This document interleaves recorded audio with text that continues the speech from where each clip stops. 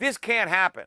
This future is impossible. There's no way we could get away with this. So something has to happen between now and then to prevent this from happening. And it's going to be a crisis. See, what the markets don't understand is that the entire foundation, right, that we've been living on is about to implode. It's in the process of imploding beneath our feet.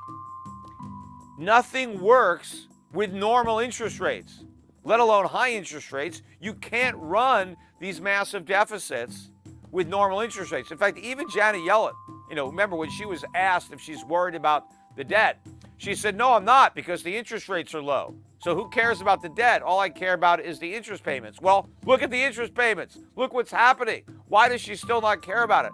When she said that, I pointed out, well, interest rates are going to go up. It's inevitable. And so the problem is inevitable. But the government doesn't work with normal interest rates. The stock market doesn't work. All the companies are levered up too much. The real estate market doesn't work with normal interest rates. I said that the home mortgages are at 7.9. We could be at 9%. In fact, I think it's likely we can hit 9%. If the Fed doesn't come in and say uncle on the inflation war, if Powell continues to act as if he's going to keep fighting inflation, we're going to have 9% mortgage rates by the end of this year. Now, that's like a tripling from where they were.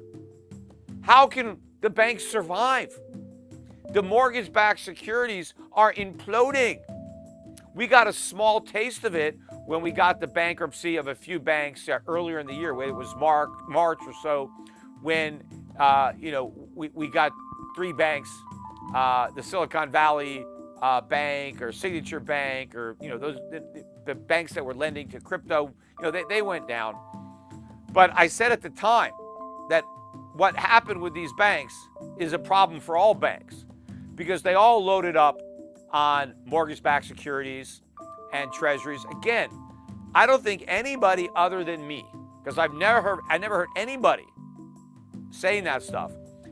But I was warning for all the years that everybody was saying how great it was that Americans could refinance and lock in these low rates. I was the only one saying, yeah, but what about the banks? What about the lenders who are stuck with this paper? It's a negative sum game. The borrower's gain is the lender's loss. I was saying, what happens when interest rates eventually go up? The borrowers are sitting pretty because they've got these cheap loans. The lenders are broke because they've got all these underwater assets.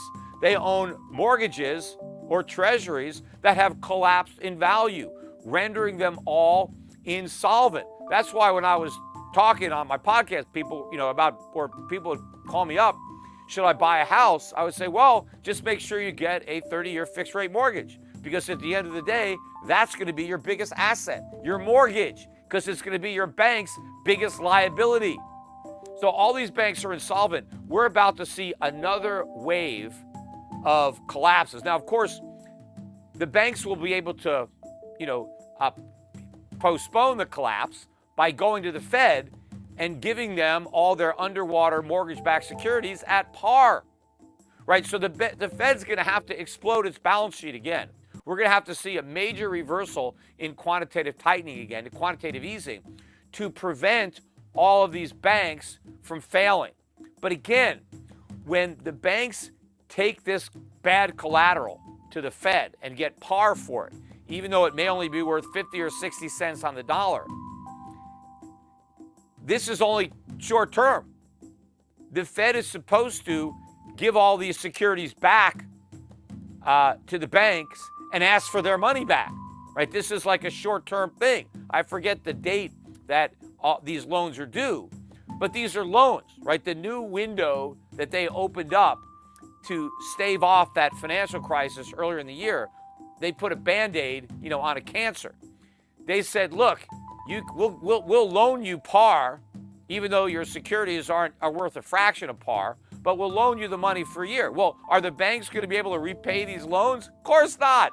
They don't want that collateral back. They'd immediately be insolvent. The reason they're not insolvent is because they dumped all that bad debt on the Fed. But the Fed is pretending it's going to give it back to these insolvent banks. But if it gives it back to the banks, they'll be insolvent. And so it can't.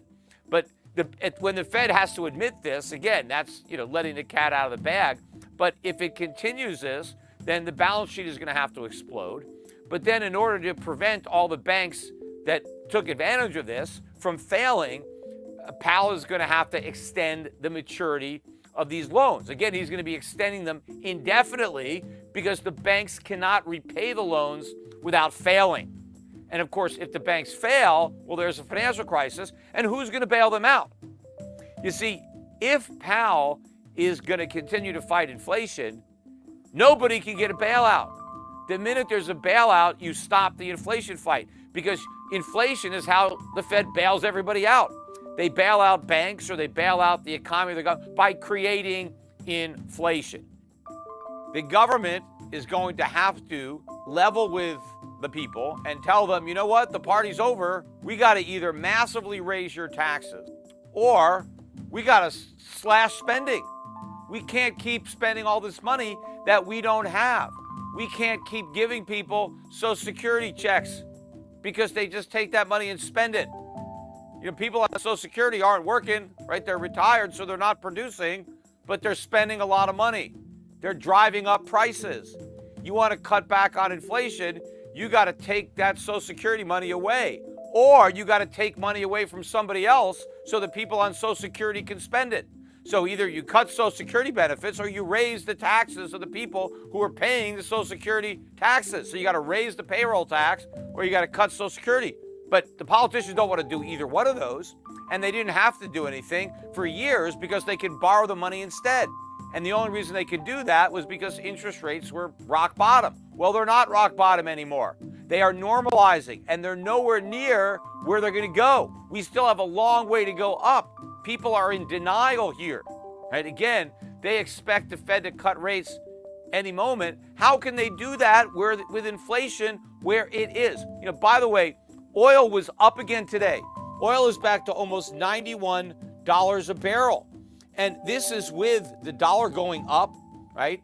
Oil is still going up. And stocks, the Dow is down 400 points today. NASDAQ an even bigger drop, down about 1.5%. And oil still went up. Imagine what's going to happen to oil if we get a bounce in the stock market. If the dollar falls, oil's going to just go straight up. We're going to go through 100. Oil prices are not going to stop going up because inflation has driven them up. Meanwhile, we can't sell any more oil from the Strategic Petroleum Reserve. In fact, they need to buy oil to refill the reserve. And they're going to have to buy it back at a higher price than they sold. It's going to be a lousy trade. The American public is going to get stuck with a loss. Now, maybe they won't even buy it back for a while. They'll just watch the price go up before they have to try to buy some of that oil back. But you can't cut rates. The markets don't get this. Yes, the Fed slashed rates to zero in 2009. In fact, it slashed them to 1% in 2001 after the financial crisis. It slashed them to zero in 2008, and then again in 2020 with COVID. Everybody expects, okay, the Fed's going to slash rates to zero again. They can't do that this time. The only reason they got away with it is because inflation, the way it's measured, was under 2%.